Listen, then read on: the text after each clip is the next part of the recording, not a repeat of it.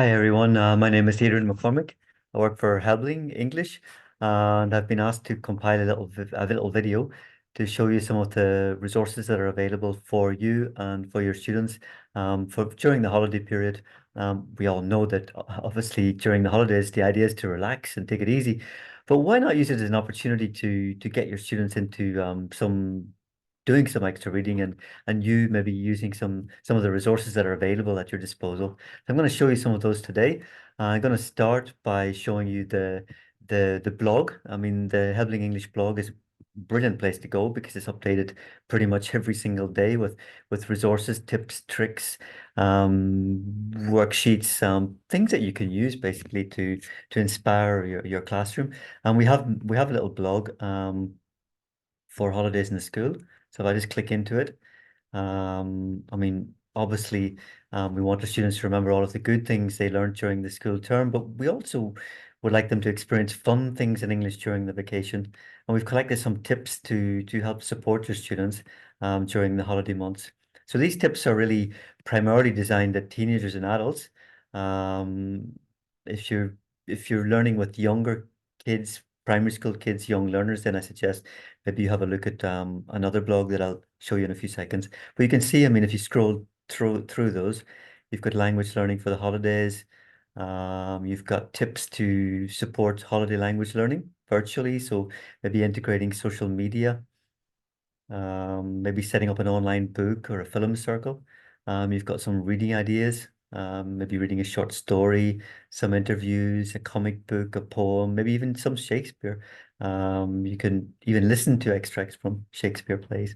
So again, ideas for writing, vocabulary, listening, viewing, etc. So simply download that, have a look at it, and hopefully you'll have some more ideas.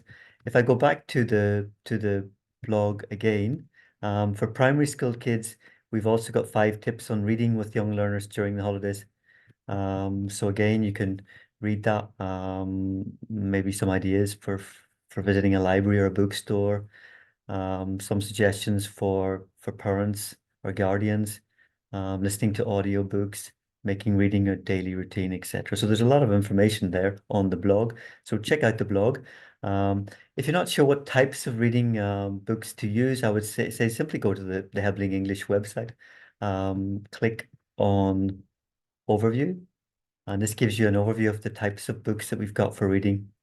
So for primary, we've got The Thinking Train, which is a brand new series of picture books focusing on the development of children's thinking skills through the use of stories. Quite innovative. It's been designed by Herbert Pukta, who many of you probably know. Herbert was the president of IATEFL. He's a teacher trainer, done a lot of research into cognitive psychology, and he's used the results from that research to inspire these wonderful little books. We've also got the young readers, which is for primary schools, levels from A to F, covering um, covering the Cambridge exam, starters, movers, and flyers, but beautifully illustrated, lovely pictures, and lovely reading books for primary school kids. For secondary school, we've got the Red series, classics, adapted classics and original fiction. Then we've got the Blue series, again, more B1, B1 plus for teenagers. Again, fiction classics. And then the Shakespeare series, which has just won an award for innovation in the English language teaching classroom, looking at Shakespeare and modernizing it. So you've got key Shakespearean plays.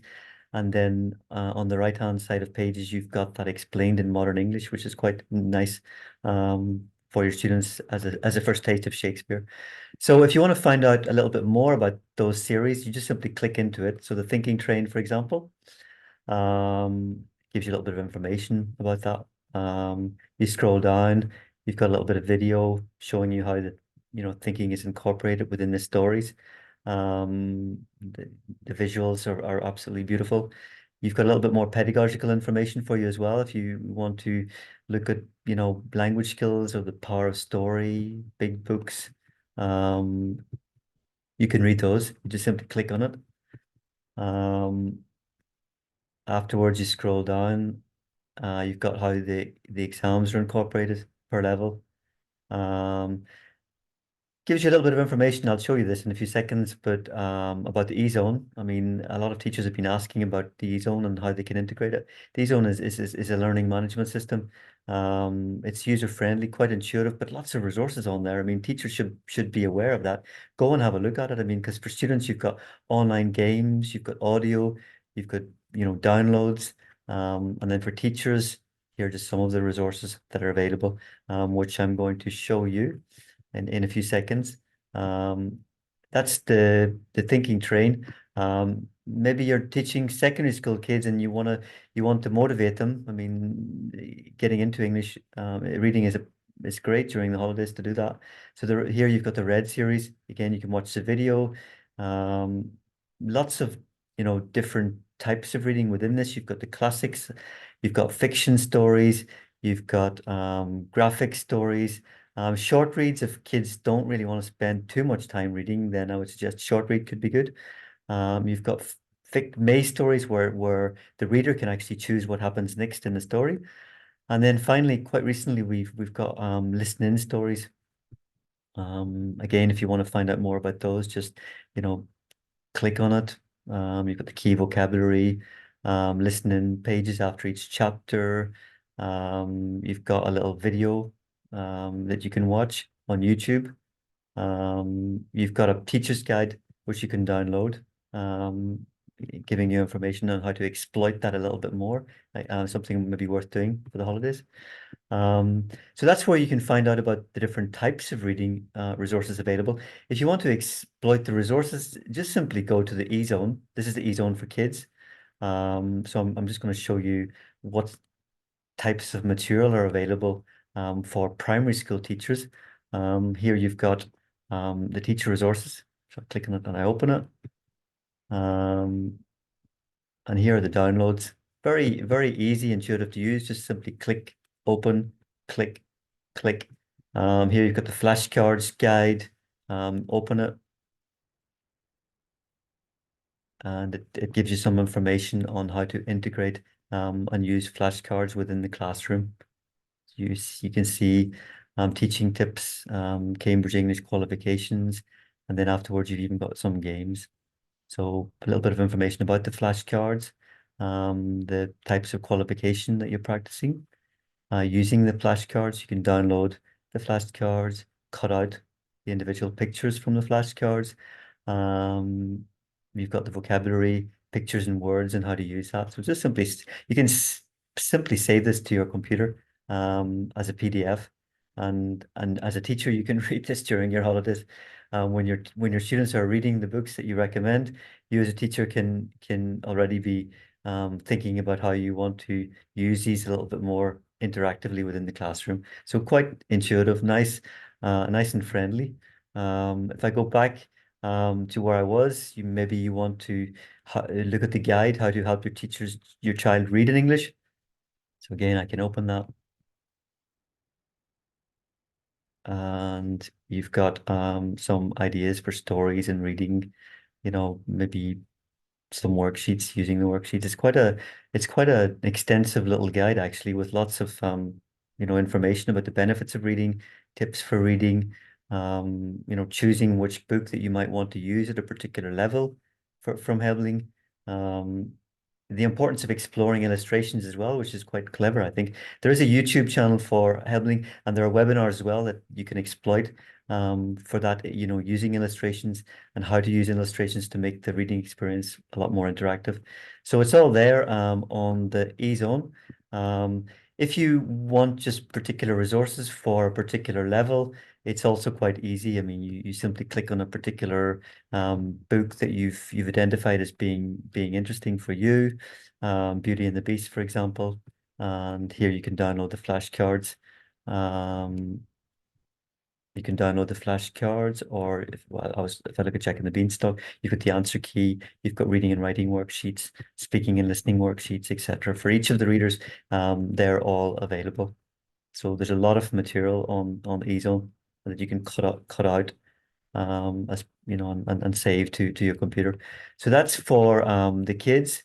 There's also lots of resources for secondary school as well. If you go to the E-Zone for for teachers. Then you can find resources for teacher. I can show you that. So on the eZone for teachers, I just simply log in. So I log in, simply log in, your username and your password.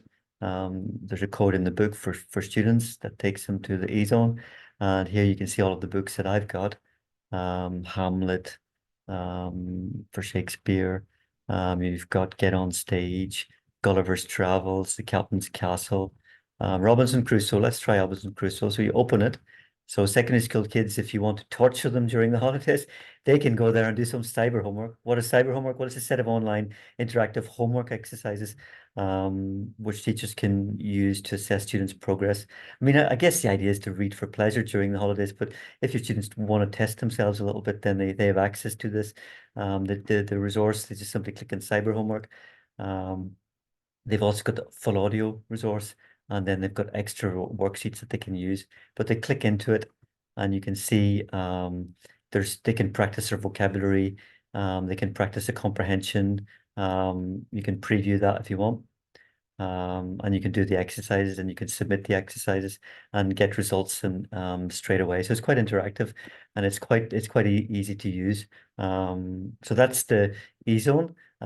There's also a media app which I strongly recommend if your students have iPhones, they simply download the app. Once they download the app, they'll have full access to the audio. They'll have full access to the before, while reading, after reading activities, and if there's video, they'll also have access to the video. So that's all hosted on the eZone app, and it's another place where students can interact with the reading content that they've decided that they want to have a look at, and that will hopefully inspire them to listen and to read and to enjoy and to relax during the holidays. That's the plan. So that's the media app available. I mentioned the eZone for kids, the eZone for teachers. There also on the eZone, there are games. I mean, for primary school kids, for example, they can just simply click into a particular um, um, activity or book. This one is about a little girl called Ruby. Ruby wins a race. No one wants to have Ruby on their team because Ruby is not very good at running and she's not very good at sports. So the kids don't really want to pick her on her team. But she's very good at first aid, we discover in the book, because one of the kids falls during a race and Raby is able to help her friend with first aid. And on the app, sorry, on the eZone, the kids can actually just click in and do the game. So it's interactive, it's fun, it's entertaining, and it's all hosted on the eZone. So you can see Ruby runs a race. I want to play. Maybe you want to play with friends, that you can do that as well. So you choose the number of players that you want. One, two, three, or four. Choose a game. There's lots of different types of game: flying letters, pairs, first aid rules, etc. And afterwards, you can have a look and do the activities as well. So I can start, and then you've got a nice little game. Did Ruby help Lily? Read, then put the sentences in order. And you start. So you simply just drag and drop the sentences into the correct order. So that's an example of an activity on the eZone. So you can see there's a lot of material. So I guess as an overview, I would say probably, yeah, go to the blog, check out the content there. I would say not just for the holidays, maybe after the holidays, or if it's a particular feast day, Christmas, Easter, whatever, find resources and use those to exploit the readers. Once you've done that, go and find a reader. Go to the website for Helbling English, click on the overview, click on the series of readers that you're interested in, and go from top to bottom to find out more about those. And then simply go to the eZone, and on eZone, download the resources that you might be interested in using with your students. So I hope you found that useful, and I hope you enjoy your holidays, and I hope your students read lots and lots during the holiday period and get much better at English by reading something that they in fact wanted to read. And I think that's a brilliant place to start learning English. So thank you very much and goodbye.